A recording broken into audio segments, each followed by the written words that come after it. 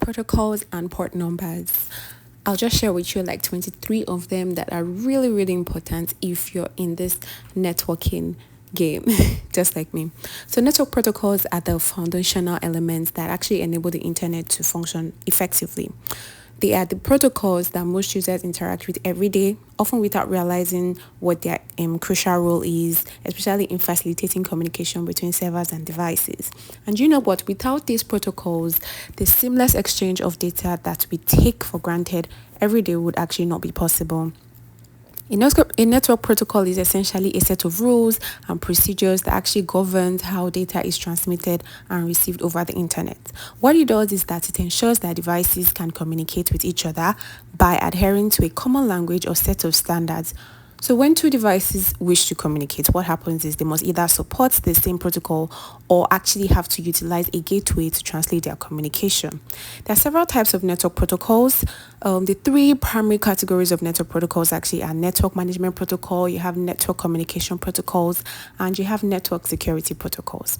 So briefly, network management protocol, these are just the protocols that are responsible for oversight and just maintenance of a network. So for example, you have the SNMP, FTP, POP3, and Telnet. I'll go deep into these protocols and their port numbers later. I just want to share light on this very briefly. So the network management protocols, you just have things like SNMP, the FTP, POP3, and Telnet, among several others. And each of these have their specific function in network management. Then for network communication protocols, this particular group of protocols, what they do is they establish the rules and formatting for data exchange across a network. What they do is they actually cover aspects such as, syntax, synchronization, and semantics. And there are really notable examples are like, TCP, UDP, IP, HTTP, IRC, BGP, and ARP. Then finally, on the types of network protocols, the network security protocol. These are actually protocols that employ security measures like cryptography and encryption to help you protect your data during transmission, such as SFTP, so that's secure, that's S, SSL, and HTTPS.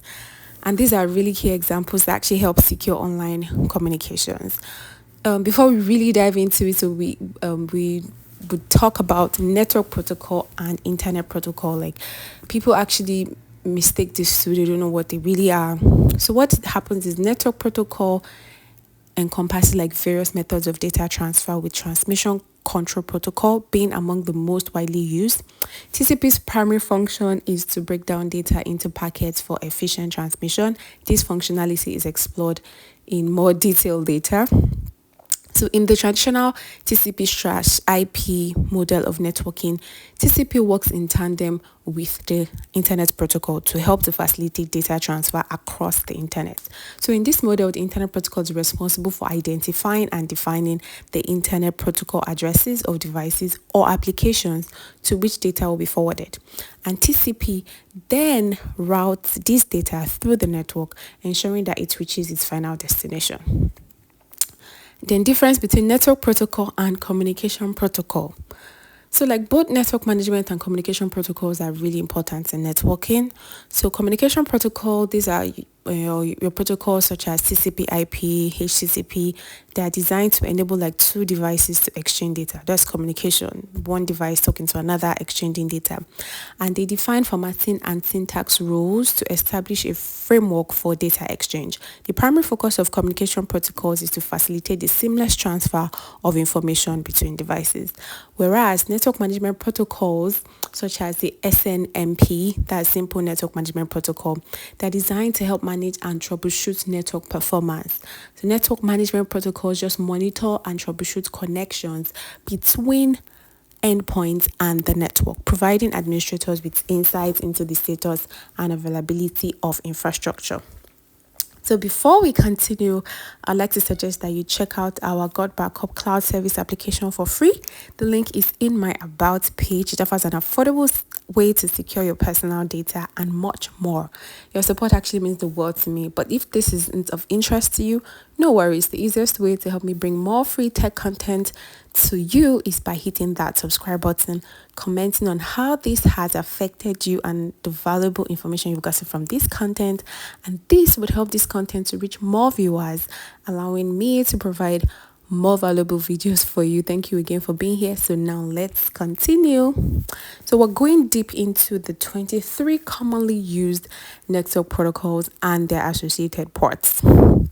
So the most commonly used network ports are registered under the Internet Assigned Numbers Authority, IANA port number registry. And okay, what we'll talk about is the 23. Yes, we're talking about 23. So the first one will be HTTP, that is Hypertext Transfer Protocol. Which is found on port 80. And what does this do? It helps to facilitate the transmission of web pages over the internet. The second one is HTTPS, which stands for Hypertext Transfer Protocol Secure. So the S is secure. So the Secure Hypertext Transfer Protocol. And it functions on port 443. What it does is it secures the HTTP traffic through encryption, ensuring secure communication over a network. The next one we have is SSH, which is the secure shell, found on port 22.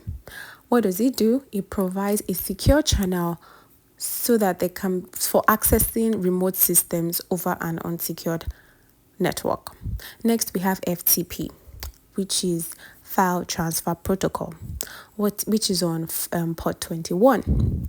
What does this do? It enables the transfer of files between a client and a server on a network. Just simply put, enables the transfer of files between a client and server on a network. The next one we have is SMTP, which stands for Simple Mail Transfer Protocol, which works on port 25, and it's used for sending emails across networks. Then the next one we have is DNS, Domain Name System, on port 53. What it helps to do is it helps to translate domain names to IP addresses and enables users to locate resources on the internet. Then we have POP3, which means Post Office Protocol version 3, port 110. What it helps to do is helps retrieves emails from a remote server to a local client. Then we have IMAP, Internet Message Access Protocol, on port 143. This allows users to access and manipulate their email on a remote server. Then we have LDAP, Lightweight Directory Access Protocol, on port 389, which helps accesses and actually maintains distributed directory information services over a network.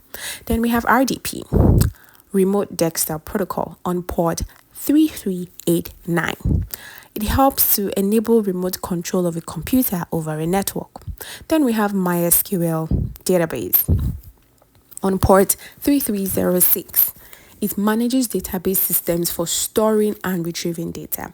Then we have HTTP proxy on port 8080. I'm sure you guys are really familiar with this one. It's really popular. Port 8080. Some people call it port 8080. And what it does is it facilitates the use of proxy servers to forward HTTP requests. Then we have Telnet, another popular one, on port 23. It helps to provide a bidirectional interactive text-oriented communication over the internet or local area networks. Then we have SFTP, which is SSH File Transfer Protocol. So it's a secure file transfer protocol and works on port 22. Securely transfers files over a network using SSH.